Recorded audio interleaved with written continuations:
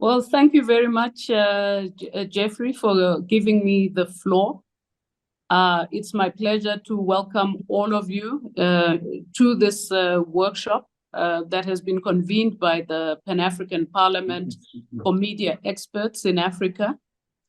I do apologize that I've not been able to travel to Cape Town to join you. I would have liked to meet you all in person, make personal contacts with you, but it simply wasn't possible due to competing priorities.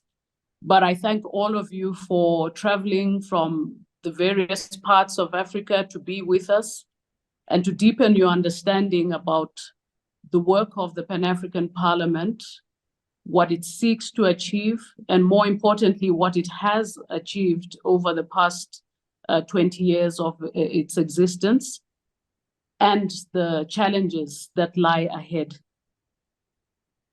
Throughout the days that you will spend with us, you will hear much about our continental parliament from various interveners. Most of those presentations will be very specific in terms of the programs that the Pan-African Parliament carries out and how, from a granular level, how it does its work. But the key points that I would like to make at this opening point of the program is about the Pan-African Parliament broadly, and what it is that the Pan-African Parliament is established to achieve. What is the grand plan that the African Union had in establishing our institution? And I think that this would be a very good place to start in order to frame our discussions. The Pan-African Parliament is convened by African leaders principally to bring the Union, the African Union, closer to the people. The African Union and its predecessor, the Organization of African Unity, that was established in 1963, was established at first, at its inception, in order for African leaders to fight a very external challenge, the external challenge against colonialism, imperialism in all its formulations. So they come together in 1963 to fight that external enemy. And over the years, from 1963, going into the early 2020s, the fight is really an external one to fight the hegemony of the West. In 2002, the African Union then decides to establish what it calls an African Union. So it converts from an Organization of African Unity, which was really a political movement in many ways, in order to create a professional African continental body that is more concerned about developing policies, continental policies for the continent. And during that same time, it conceives that there's need for there to be a few bodies that connect the Union with African citizens on the ground.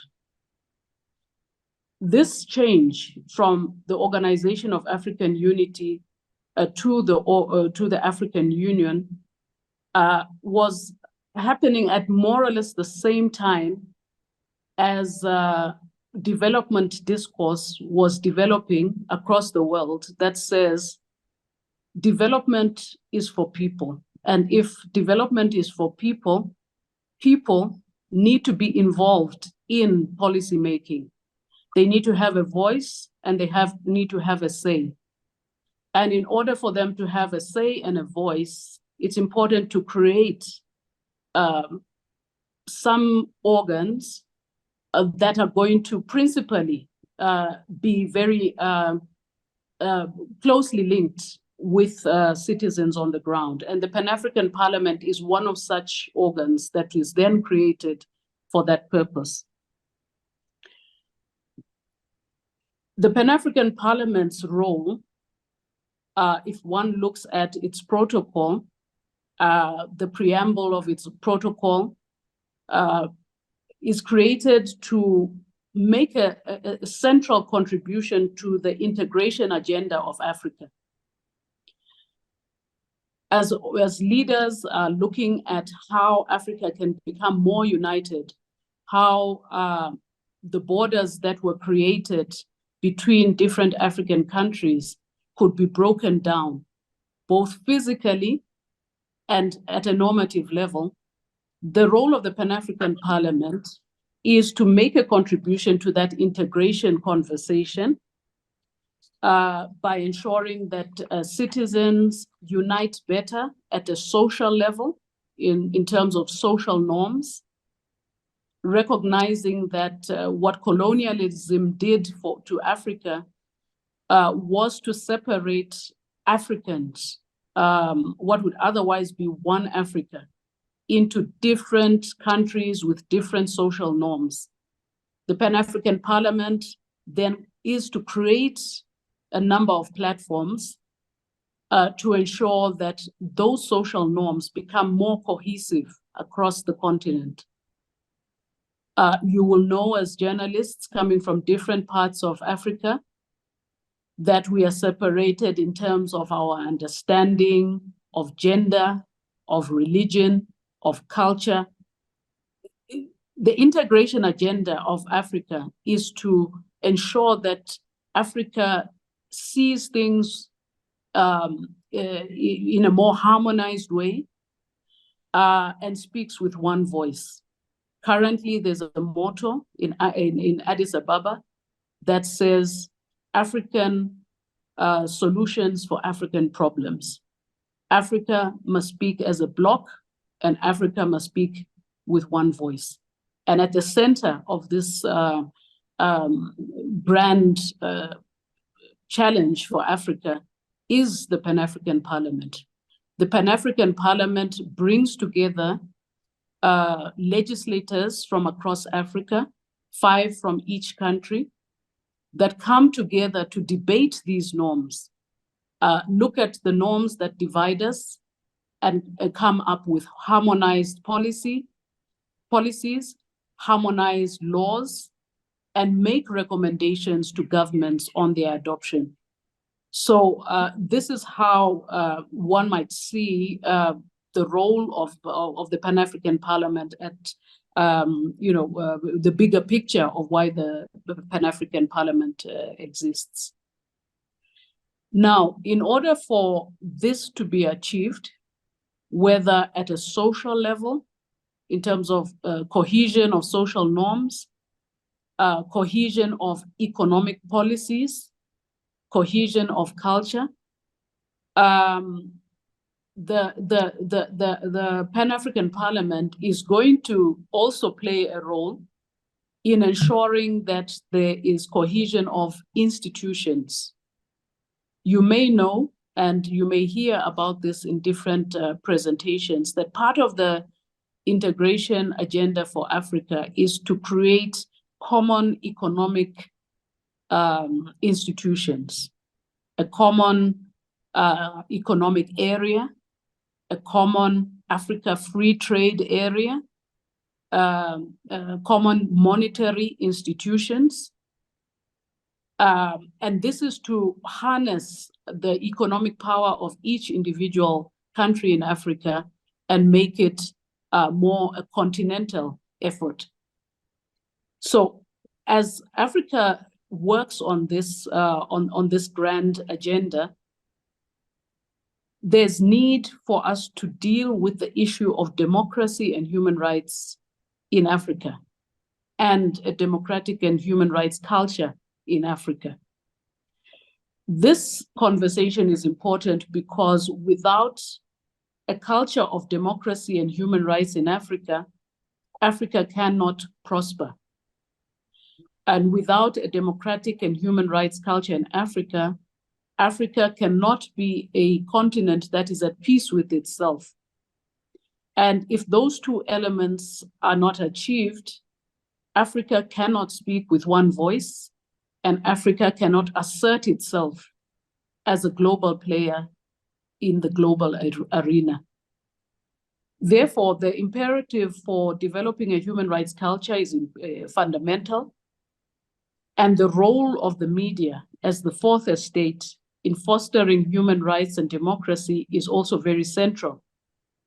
And it's for this reason that a partnership, a very strong partnership between the Pan-African Parliament and media is very critical.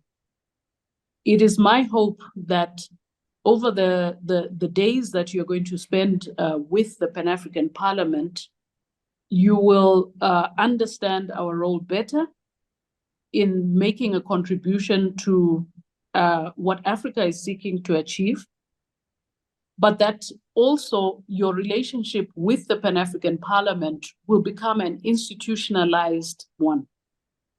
I know that we may not have we may not have developed very strong and consistent relationship with the media, but going forward, and we can use this platform as the start of that kind of conversation. I would like to explore with you the possibility of having institutionalized media engagements with the media and our principals, so that the information about what we are doing, how we are impacting communities, and more importantly, to learn from media how better we can improve the prospects of African people, can become a consistent reality. I also would like to acknowledge that media, is very varied in its platforms. I'm hoping that in the room we have beyond traditional media, also social media, entrepreneurs, and others that can provide the kinds of platforms that can amplify the voices of African citizens to the continent and to the world. My office as the Clerk of Parliament remains open to you for engagement. My colleague, Mr. Jeffrey, who's in charge of communications and media, will be your focal point for any further approaches from any one of the media houses represented here today, to be in touch with us on how best we can work out this partnership. There may be questions about, that are more operational, about how the Parliament is doing, and many of the more recent challenges of the Parliament have been in the public domain, and we remain available to respond to those questions.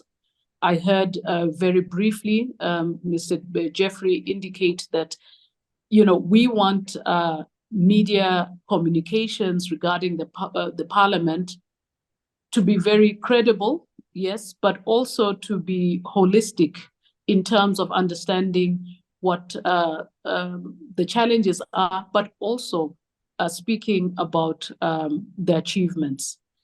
The Pan-African Parliament is currently an institution that is in the process of renewing itself, renewing its mandate. We have a new bureau that is in office. I myself am relatively new to the Parliament, and I come to the Parliament with energy and a lot of enthusiasm and hope that the Parliament can play more deeply a role in African democracy. but more importantly, that we'll be better engaged with the African people. I think with those few words, it is really just to welcome you. I hope to be able to join some of the sessions, particularly the more interactive sessions, so that I can also respond to some of your questions. If you know, there are any areas of clarification that you require, I'll be available for that. And with those few words, Mr. Jeffrey, I'd like to hand back the floor to you and thank you for the time that you've given me.